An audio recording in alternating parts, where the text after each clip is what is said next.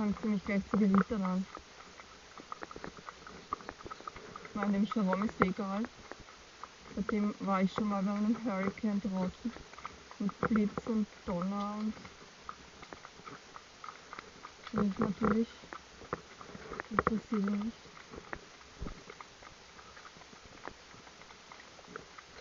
Aber angenehm ist sie auch nicht.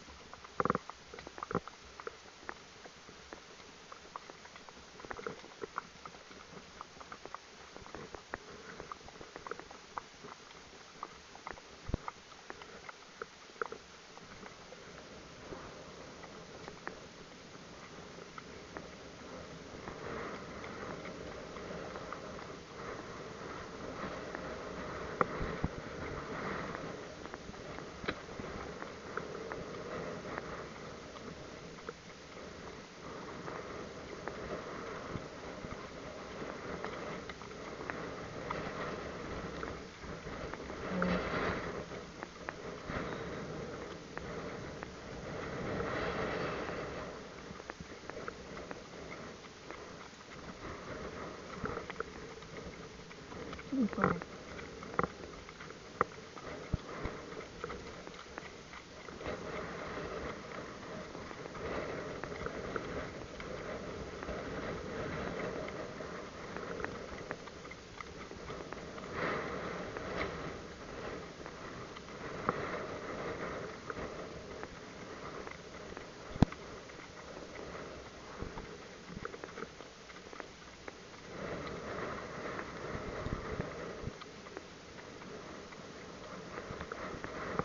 Wenn man das von hinten schaut, hat man das Gefühl, dass es regnet in Göllersdorf.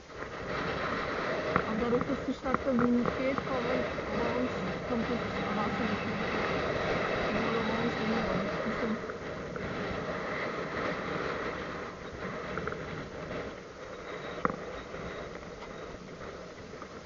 Und wir sind eh gleich zu Hause. Wir haben jetzt den kürzesten Weg.